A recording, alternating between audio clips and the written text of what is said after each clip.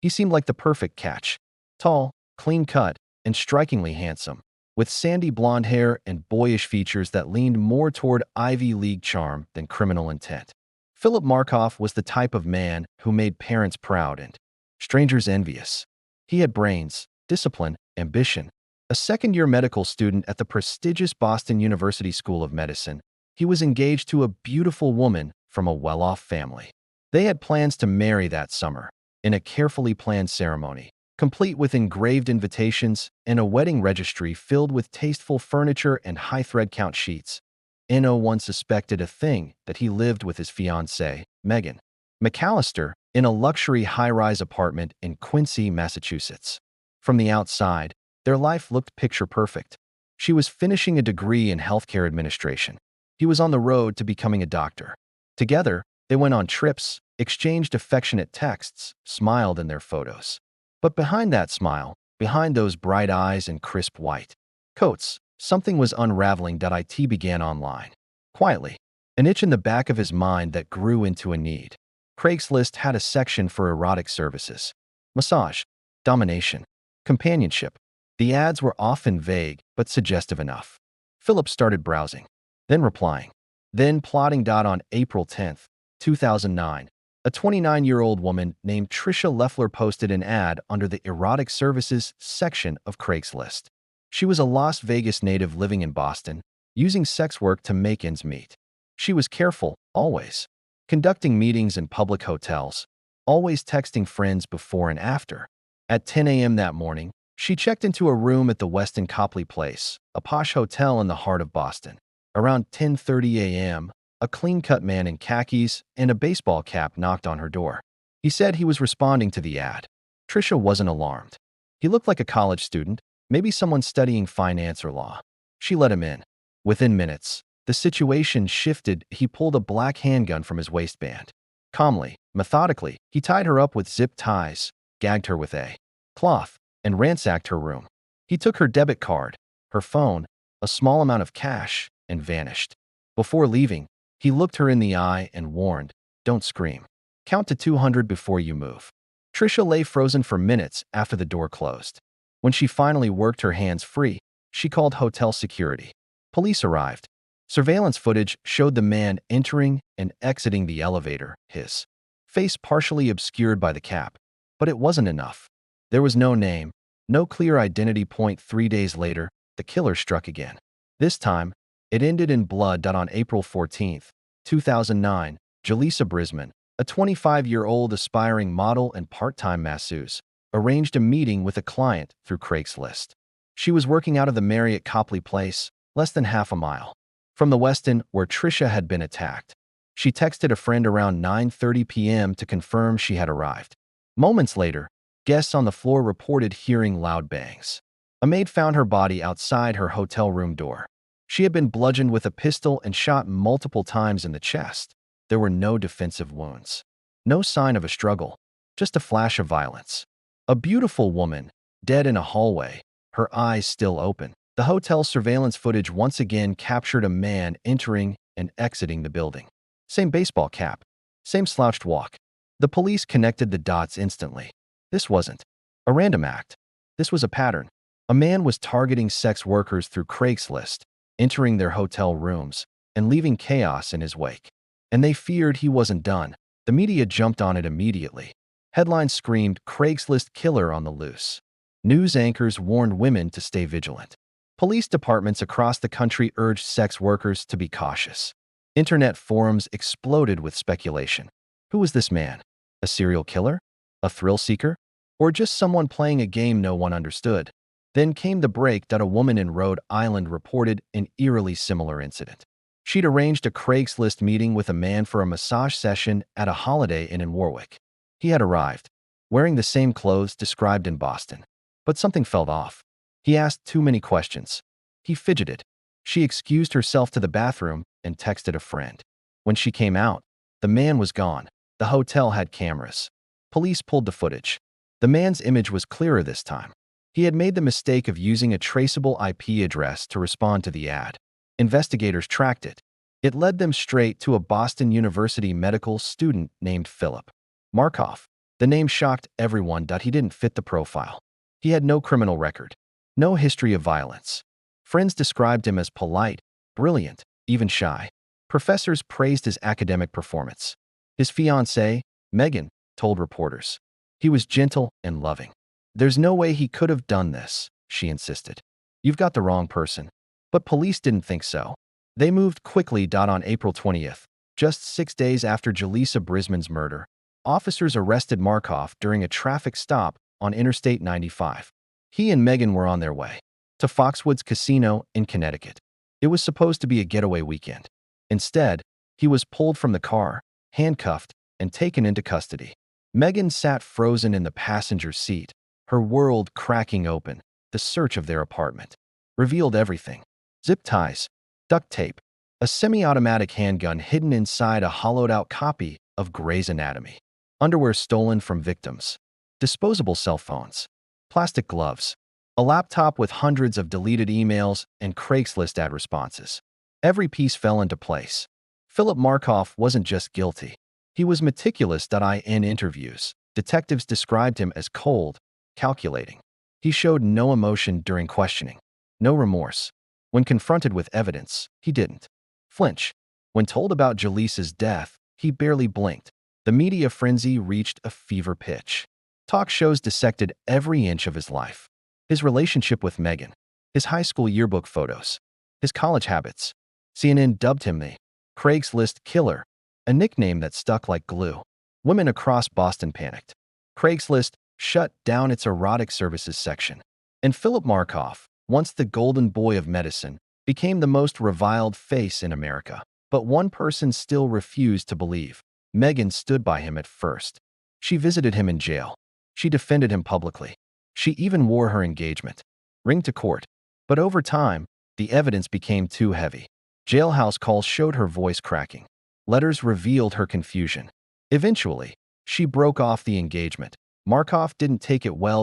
In prison, he became withdrawn. He stopped eating. He avoided other inmates. He spent hours alone, in his cell, scribbling letters to Megan that were never sent. He carved her name into the wall with a spoon. He told guards he was fine, but his weight dropped. His eyes sunk. Whatever mask he had worn before cracked slowly, then completely. On August 15th, 2010, the anniversary of what would have been his wedding day, Philip Markoff was found dead in his cell. He had slit his femoral artery with a piece of sharpened metal, then wrapped a plastic bag around his head. He wrote Megan's name in blood on the wall beside him. He left no note. His suicide closed the legal case, but the questions never really ended. Why did he do it? What drove a man with everything, intelligence, a future, love, to become a killer? Was it thrill, addiction, control, or something darker that no one could ever explain? To this day, the full truth of Philip Markoff's inner life remains a void. An empty hotel room with the door left ajar, blood drying on the carpet, and no answers left behind. There was something disturbingly sterile about him, investigators said. Not just in the physical evidence they uncovered, the gloves, the sanitizing wipes, the methodical way he packed and hid his weaponry, but in his demeanor. Even in the face of murder, Philip Markoff remained cool, mechanical, detached. Detectives and jailers described him as one of the most emotionless suspects they'd ever encountered. Not defiant, not distressed, just vacant. It was as though Philip had compartmentalized the brutality of his actions into a completely separate part of his identity, a place neither his fiancée nor his future patients would ever have seen. The psychological breakdown began in earnest after his arrest. The prosecution built a profile of someone who lived two lives with precision. To understand Philip Markoff, they said, you had to understand the craving for control that ruled him, not the chaos of a drug-fueled thrill killer, nor the compulsions of a predator driven by sexual gratification. No, Philip's crimes were about power. Quiet, absolute, surgical control. As a med student, he understood human anatomy. He understood fear. And he understood how to exploit both. Forensic psychologists tasked with profiling Markoff noted that his attacks didn't follow the pattern of impulsivity seen in most crimes of opportunity. His victims were meticulously chosen. His tools were standardized, the same kind of zip ties, the same model of semi-automatic handgun, The same method of contact and escape. There was a cold efficiency to the way he conducted himself. Tricia Leffler, the first known victim to survive, told authorities how Markoff tied her with such precision it felt rehearsed. Not just the knots, but the way he made her lie down, the specific order in which he took her belongings, and the chilling calmness in his voice. He didn't yell. He didn't rage. He didn't even seem interested in sex. He just wanted control. When Jaleesa Brisman fought back, something snapped. She had tried to scream. She struggled. And Markoff, no longer in control, lost that composure. That night, the robbery turned into murder. The blood splatter on the wall of her hotel room was evidence of a frantic struggle. Yet afterward, he still walked out like nothing had happened. That ability to switch back to calmness chilled even seasoned homicide detectives. After the murder, Markoff made dinner reservations with Megan. He took her out for sushi. They laughed. They drank sake. All while Jaleesa's body lay cold in a hotel hallway not 5 miles away. Investigators found multiple Craigslist burner accounts tied to Philip's IP address. They uncovered dozens of email threads between him and potential sex workers or masseuses. In each thread, his tone shifted slightly. Sometimes he posed as a nervous first-timer. Other times, he was firm, businesslike. One message read, "Don't worry, I'm clean. Just looking to relax. No drama, no games." Another simply said, "Can you host?" The volume of these emails shocked even the most jaded officers. This wasn't a one-off mistake or a secret hobby. This was a structured pattern. A second life with rules, tactics, and a very specific kind of prey at the same time. Philip was maintaining the image of a model fiancée. Megan McAllister had been with him for 3 years. They met at SUNY Albany during undergrad. She was a bubbly, ambitious pre-health major. He was the quiet, brilliant future doctor. They bonded over their mutual dreams of working in medicine. Long walks across campus and endless study sessions. Their relationship appeared rock solid. He bought her jewelry. She decorated their shared apartment with framed photos of their vacations. Their wedding website, still active weeks after his arrest, had photos of them beaming, hand in hand, under fireworks. But behind the scenes, his financial records told a different story. Philip had been draining their joint bank accounts slowly. Over months, he used the funds to pay for hotels, Craigslist burner phones, and ride shares to and from crime scenes. Megan never noticed. He handled their finances. She trusted him implicitly. Why wouldn't she? In the days following his arrest, Megan visited him in jail. Audio recordings of their conversations revealed a surreal normalcy. She asked about his diet. He assured her he was eating. She promised to stand by him. And then, without warning, she stopped coming. Insiders said it was after the forensic evidence was made public. The gun, the zip ties, the women's underwear found hidden in the couple's apartment. She couldn't deny it anymore. She gave a single interview to People magazine, saying, "I can't reconcile the man I loved with what they're accusing him of. I don't think I ever will." She never spoke publicly again. In jail, Philip was placed on suicide watch after guards found him with red marks on his wrists. He claimed they were from working out. Weeks later, they discovered he had swallowed sharp objects in what seemed to be an attempt to cause internal bleeding. He was hospitalized, treated, and returned to solitary. Doctors who evaluated him noted signs of severe narcissism and detachment from reality, but not psychosis. He was lucid, articulate. He understood the charges. He simply seemed uninterested that he made no confessions, no apologies. He asked for updates on his case, but offered no explanations. When asked why he had photos of Jaleesa's body bookmarked on his laptop, screenshots of news reports, images pulled from crime scene leaks, he just stared forward, silent that night. He scribbled pages of notes on legal pads. Sometimes it was trial strategy. Other times, it was disjointed prose about control, morality, and death. Guards said it read like a manifesto, though it was never published. He drew hundreds of drawings. Most of them were diagrams, hotel floor plans, bondage knots, firearm components. Others were more abstract.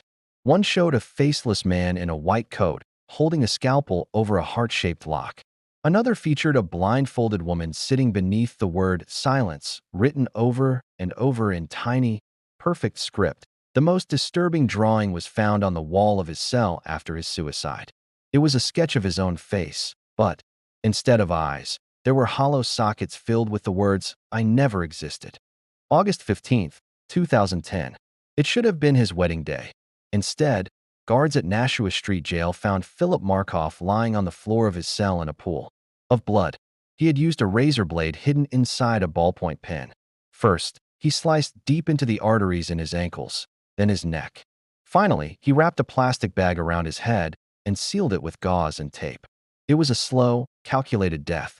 He had timed it perfectly. On the wall beside him, written in blood, was a single name, Megan. He was 24 years old.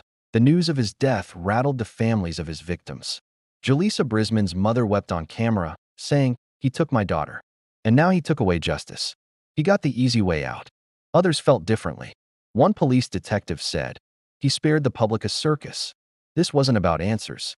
It was about control. He wanted the last word. And he got it. But the questions never died. Why did he do it? Was he always broken? Was it addiction, or desire, or some dark urge even he didn't understand? How did someone raised in a normal household, praised by teachers, engaged to be married, end up as a killer hiding zip ties inside textbooks? Some criminologists speculated it was rooted in sexual control and duality, the same pathology seen in Ted Bundy, who also led a double life of charm and murder.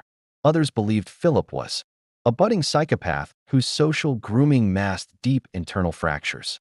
He fit the mold of the organized offender: high IQ, attention to detail, no criminal record, and a compulsion that grew more violent over time. But no matter the diagnosis, the truth remained brutal. A woman was dead, 2 more were traumatized. And the man responsible walked the earth with a smile on his face until he didn't. The Craigslist killer was gone. But the void he left, the chilling reminder of how evil can hide in plain sight, remained. The Suffolk County District Attorney's Office was ready. The evidence against Philip Markoff was airtight. Surveillance footage, zip ties, stolen property, ballistic matches, everything tied him to the crimes. Prosecutors didn't just want to win. They wanted to bury the image of the polite med student beneath the full weight of the law. The charges stacked up: first-degree murder for the killing of Julissa Brisman, armed robbery and kidnapping for the attack on Tricia Leffler, unlawful possession of a firearm. The DA's office prepared for a trial that would grip the nation. Cameras were ready. News outlets camped outside the courthouse. But Markoff, despite the mounting evidence, maintained his plea: not guilty. His defense team was comprised of experienced attorneys who had handled high-profile cases before. Privately, they admitted the case was damning. Publicly, they painted a different picture, one of a bright young man with no history of violence, who had been swept up in something he didn't understand. One attorney hinted at mental health struggles. Another floated the idea of an alternate suspect, despite the forensic evidence. It was a long shot, but their job wasn't to believe him. Their job was to fight for his life. Meanwhile, the media tore into every piece of Markoff's past. Reporters unearthed his online poker habits, his time on Craigslist personals, his late-night browsing of erotic services. News shows aired split screens, one side with his smiling college photos, the other with police mugshots and grainy elevator footage. The contrast was jarring. Who was Philip Markoff? A quiet genius? A sex-addicted killer? A psychopath in a lab coat? Public opinion turned quickly. Craigslist, under pressure, permanently shut down its erotic services section. Lawmakers called for stricter online ad regulations. Talk shows hosted debates on the dangers of digital anonymity. Parents feared the quiet boys who looked like doctors. The phrase Craigslist killer became synonymous with online horror, but the worst of it fell on the families of the victims. Julissa Brisman's mother, Carmen Guzman, refused to let her daughter be reduced to a cautionary tale. Julissa had struggled in life, yes. She had worked in adult massage, but she was also a fighter, a daughter who called home every day, a woman trying to build something better. Carmen showed the press photos of Julissa as a child, on a tricycle, at birthday parties, singing into a plastic microphone. She was more than what they say, Carmen told a reporter. She was mine. Tricia Leffler, the first survivor, disappeared from public view. Her identity had been leaked during early reports, and the aftermath had shattered her sense of safety. She changed her phone number, moved out of Boston. She left behind a city that had nearly become her grave. Other women came forward too. Women who had received similar messages from someone who fit Markoff's profile. Some had met with him but escaped unscathed. Others had near misses, emails, cut off, plans that fell through. They were haunted by the what-ifs. One woman recalled. He wanted me to meet him at a hotel. He was pushy about it. Something felt wrong. I blocked him. A week later, I saw his face on the news. Police reopened cold cases. They examined unsolved assaults across the Northeast. But no other crimes could be definitively tied to Markoff. Either he was just getting started or he'd been hiding longer than anyone realized. Inside the Nashua Street jail, Philip Markoff began to deteriorate. His court appearances were infrequent and hollow. He spoke only when prompted. His once sharp appearance faded into gauntness. His hair grew shaggy. He shuffled in shackles, no longer the polished student, but something unrecognizable in his cell. He kept clippings, news articles, headlines. Some were marked with red pen. Others were annotated with single words: wrong, twisted, smile. He circled the photos of himself that the media used, clean-cut, fresh-faced, as though trying to hold on to that version. In one chilling jailhouse letter, addressed but never sent to Megan McAllister, he wrote, "They say I'm a monster. But you knew me. You know me, don't you?" Megan never responded. After their final phone call, short, awkward, filled with silences, she mailed back his ring. Philip folded the letter and tucked it beneath his mattress. It was found there after his death. The trial was scheduled to begin in late 2010. By then, Philip had already attempted suicide twice. The first was with a pen ink cartridge swallowed whole. The second, more serious, involved a sharpened piece of metal hidden in a paperback book. Each time, guards found him in time. Each time, he was placed on suicide watch, only to convince psychiatrists he no longer posed a threat. They were wrong. On August 15, 2010, the day he would have married Megan, Philip Markoff executed his final plan. It was methodical. He had hoarded razor blades, torn sheets into strips, created a ligature. Before cutting himself, he wrote Megan's name in blood on the wall. One guard said it was like walking into a scene from a horror movie, staged by someone who understood both anatomy and drama. Note. No last words, just silence. His death sent shockwaves again through the justice system. Some felt cheated, that he escaped accountability. Others felt relief. One less monster to walk the earth. But the Brisman family, and many others, were left with hollow grief. There would be no cross-examinations, no testimony, no answers, just a file closed with blood.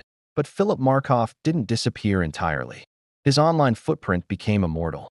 Reddit threads dissected his psychological state. True crime forums analyzed his emails. Even years later, internet sleuths posted diagrams of his movements between hotel rooms, trying to find hidden meanings. Some believed he had other victims. Others believed he was a manifestation of modern evil, a warning of what the internet could incubate. Craigslist forever changed after Markoff. Sex work advocates argued that pushing the industry underground made it more dangerous. Law enforcement launched task forces targeting online predators, but the digital landscape only grew more complex. Apps replaced forums. New names filled headlines. But Markoff remained a terrifying blueprint. Charming, tech-savvy, seemingly normal. Until the mask slipped, documentaries followed. Books were written. One podcast titled The Doctor Who Killed became a top-streamed series, its eerie theme music forever associated with Markoff's name. Megan declined all media offers. She vanished from public life completely, changing her name, erasing every trace of her past. One of the last statements from the Brisman family said, "We will never know why he did it, but we know what he took, and we will remember Jaleesa. Not him." But the truth is, both were remembered. One as a victim, the other as a chilling symbol of how evil doesn't always look like a monster. Sometimes it wears a white coat. Sometimes it smiles in photos. Sometimes it's planning your honeymoon while hiding a gun beneath your bed. In the weeks following Philip Markoff's death, journalists turned their attention backward, searching for signs in his past, for some childhood clue or teenage fracture that could explain the monster hiding beneath the surface. But the more they dug, the more disturbing it became, because there were no glaring warnings, no abuse, no trauma, no explosive fits of violence, just silence, Philip was born on February 12, 1986, in Sherrill, New York, a small, sleepy town with tree-lined streets and tightly knit neighborhoods. His parents divorced when he was young, and he lived primarily with his mother, Susan Haynes, a respected local teacher. Friends and teachers described him as quiet, polite, focused, not popular, but not bullied, not outgoing, but not isolated. Just there. He joined the bowling team, volunteered at the local hospital, earned excellent grades. His yearbook entries were filled with predictable ambitions: doctor, family, good life. No one suspected the boy who tutored classmates in chemistry and stayed late after school to help underclassmen with biology would someday be accused of murder. But even in those early years, there were signs, not of violence, but of disconnection. He didn't form deep friendships. He was intensely private. He obsessed over control, routines, cleanliness, academic perfection. He was awkward in social situations, but knew how to perform well when it mattered. Interviews, speeches, introductions. He could put on the right smile, use the right tone, say the right thing. SUNY Albany came next. Pre-Med, Phi Delta Epsilon. Honors Societies. That's where he met Megan McAllister. She was bright, outgoing, and full of energy, the kind of presence that drew people in.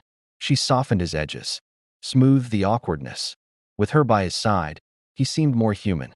Professors loved them. Friends envied them. On paper, they were a power couple.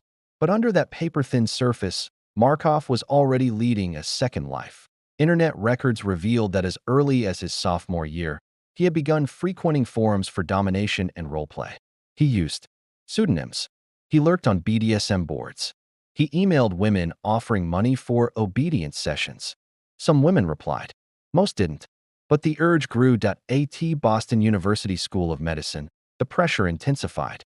Long nights, isolation, the daily stress of keeping up appearances. His classmates noted that he rarely socialized. He skipped parties, never drank, never let anyone into his apartment without notice. But he was dependable. He showed up on time, passed exams, shadowed in hospitals. No one saw the private folders on his laptop, labeled things like release and escape, filled with Craigslist ads and save conversations. By the time he began contacting women like Trisha Leffler and Jaleesa Brisman, he had already built a detailed map of the city's luxury hotels, kept spreadsheets of erotic listings, and rehearsed his moves down to the second. This wasn't an impulsive break. It was the evolution of a persona, a creation he nurtured in the quiet hours between lectures and anatomy labs. When FBI profilers reviewed his case, they were struck not by rage, but by control. Markoff didn't kill out of anger. He didn't scream. He didn't torture. He eliminated obstacles. He treated his victims like problems to be solved, not people to be feared. And when the pressure mounted, when his name was public, his world collapsed, and Megan walked away. He executed the ultimate act of control, ending his life on his own terms, with precision only a medical student could achieve. The cultural impact didn't end with his suicide. In the aftermath, Craigslist overhauled its operations. Erotic services were rebranded. Verification processes were added. But sex workers reported that the industry only moved to darker, less regulated corners. Instead of safety, there was secrecy. Instead of structure, there was silence. Some advocates argued that criminalizing the digital space only increased the danger, forcing women to take greater risks to survive. Documentaries dissected every angle. One particularly haunting one titled Face of the Perfect Killer traced Philip's last 30 days minute by minute, using surveillance, purchase records, and timelines.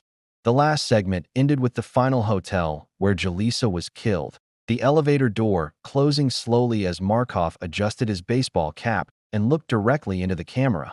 You could see it then, the two sides of him, the student and the stranger, the groom and the predator. In the Brisman family's home, the pain didn't fade. Carmen kept Jaleesa's old phone charged on her nightstand.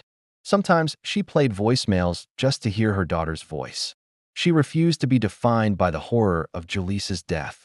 She raised money for victims of violence, spoke at conferences, wrote letters to the editor.